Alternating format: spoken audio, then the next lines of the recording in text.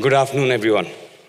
Our chief guest, Mrs. Smriti Irani, former Minister of Education of India, Professor Ram Gopal Rao, Vice Chancellor of BITS Pilani, Colonel Chakrabarti, Registrar, BITS Pilani, Dean Professor Sarvanan, distinguished guests, faculty, class of 26, and of course, proud parents.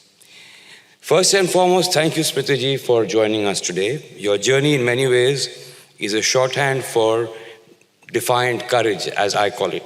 And it is best captured in Dushyant Kumar's immortal lines that I believe you too have invoked in the past. कौन कहता है आसमान में सुराख नहीं हो सकता? एक पत्थर तो तबीयत से उछालो यारो.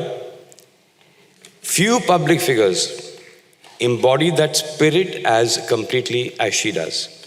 Her journey stands out for its depth and range, from an extraordinarily successful career in media and entertainment to entrepreneurship as a producer, and then on to public life with a sustained focus on youth, education, and the welfare of women and children.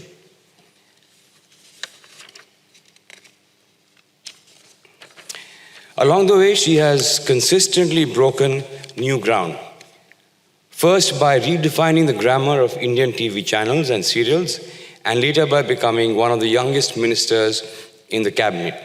She's also the first woman to have held portfolios as large and diverse as human resources development and textiles.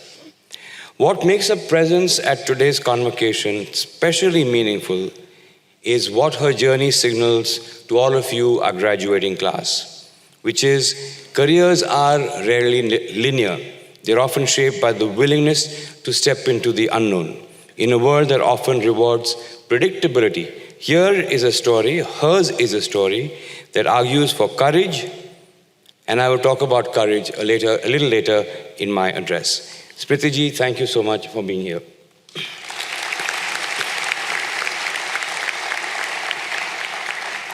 Class of 2026, your batch has left a mark on campus life. I've heard about interesting stories, the naming of the bridge connecting the sports ground with the Center of Excellence as Ram Setu. I was wondering where that came from. In fact, even Lord Ram will be wondering how that name happened. I believe the treks to DMart have stopped because you now have Swiggy and Zomato and the like delivering on campus. I most importantly heard about the Holy Shindig, where the water in the campus ran out and we had Technicolor souls roaming around and 3 hours of washing to get people back to their original shade. So clearly, as we hope all of you have studied hard, worked hard, and also had a fun time in your MBA. From festivals to sport, I am told that also about Bitsom Premier League, BPL. I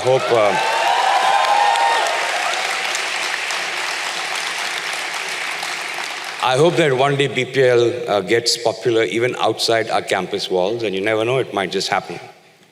In all fairness, I'm told that your cohort has set a benchmark academically, creatively, and through your remarkable resilience. This class, your class, stands at a very rare intersection. You've had the distance to study a world in turmoil. Now you step into it. You're going to be, by default, far more capable than any other generation before you. That is because you have something at your fingertips that looks a lot like super intelligence.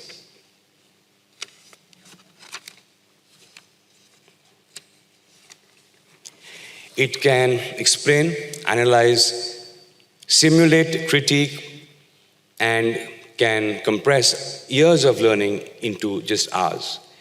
The distance between knowing nothing and being useful at something has been compressed unbelievably. Every answer is now just a question away, which I think is both liberating and also sometimes unforgiving. And this is only the beginning. Elon Musk says, and I'm sure you all have heard it, that AI could be smarter than any single human at anything by the end of this year, and by 2030, smarter than the sum of all human beings put together. Just pause on that for a moment. If that is even directionally true, the impact is hugely, hugely consequential. It is today easier than ever to start something, as in a new business. The barriers that once held back entrepreneurs, like access to expertise, to capability, to speed, are all collapsing. It is easier than ever to change tracks. Careers will not be locked into early choices. You can reskill, reorient, and re-enter faster than ever before. And in whatever you choose to do, you can operate at a level of effectiveness that until recently would have taken entire teams many years to do. Class of 2026, we are moving into an age of abundance, an overwhelming abundance of information, tools, and capability. So in a world where everyone has access to intelligence, the advantage will come from obviously something else entirely. Who moves and who doesn't? In other words, who has momentum? Momentum is a very strange thing. You never notice it when it starts, but after some point, the nature of what comes your way becomes perceptibly different. Because momentum builds on itself, it compounds, and one stretch leads to another. Visibility expands, the circle widens, you meet people you were meant to meet much later in your career, you are trusted a little earlier than you perhaps should be, and if you keep showing up, maybe imperfectly but consistently, your trajectory of your career begins to change slowly. Give it time and the momentum hits escape velocity. Two people can begin exactly at the same place. You cannot tell them apart, not as at the start, but as the clock moves forward, the one who keeps stepping just beyond their reach begins to pull ahead. At first, it's barely visible. After 10 years, there's a gap, and after 20 years, there is a gulf. Momentum also expands what you see. It expands what sees you as well. It changes the scale at which you operate.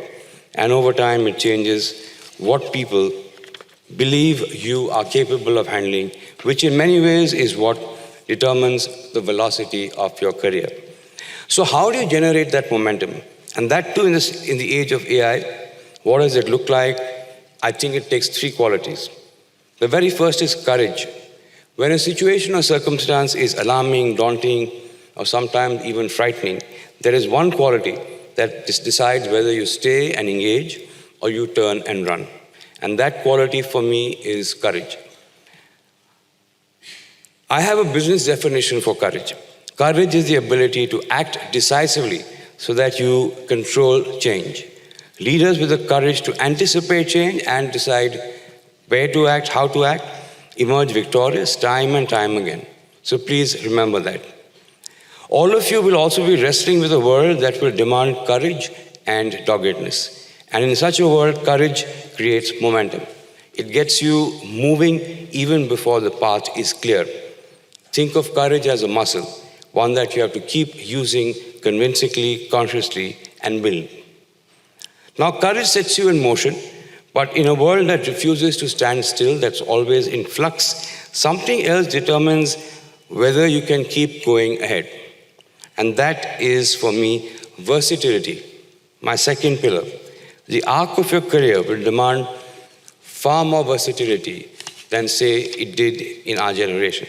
The pace of change is now structural, and the internal architecture of firms, the way they work, the way they recruit, the way they interact with their shareholders, is being completely re-engineered, which means obviously that career paths will also be much more prone to disruption. A new kind of professionals are being greatly valued, and I call them the versatilists. These are people who think in principles, first principles, and are not bound by any rule book. They can move across context, they absorb new realities quickly, and they can pivot without losing coherence. So versatility ensures that as the ground shifts, as it inevitably will in your careers, you're not anchored to what was, but adaptable to what is and what is going to be. And finally, the third quality is empathy. In the age of AI, intelligence itself is becoming abundant and therefore less distinctive. The real scarcity and therefore the real premium will be on empathy. This may seem counterintuitive because after all, we have never been more connected. Over 2.5 quintillion bytes of data are created every day. Indians spend on an average 5 hours daily on their smartphones, much of which is in consuming or producing content. So by any conventional measure, interactions and connections are booming, and yet something more elemental appears to be in retreat, and that is the feeling of being understood. And that is where empathy enters the frame. As technology permeates life and work, the ability to read context, exercise judgment, and build trust with people you work with becomes more and more valuable. Machines can, as we know, process information and even simulate conversation, but they cannot confer dignity and they cannot recognize what is unsaid.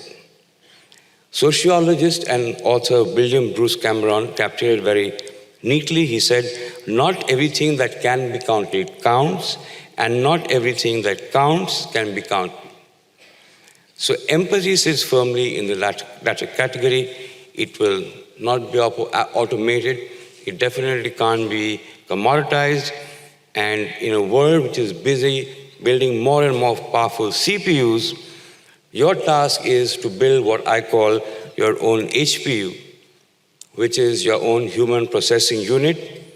And in the years ahead, that, I think, is what will set you apart. So to summarize, courage will get you moving, versatility will keep you relevant, but it is empathy that will determine whether others choose to move and work with you or not. I believe that the future most definitely will not be shaped by those who know the most. The future belongs to those who have the courage to choose, the versatility to adapt, and the empathy to connect. Batch of 2026, this moment is yours. Now it is simply a question of what you choose to set in motion. Thank you once again to our chief guest, Smriti ji, for being with us, our dean, Professor Saravanan, for his outstanding leadership of BITSOM, and the world-class faculty of BITSOM that has shaped your journey into one of impact and promise. Congratulations, students.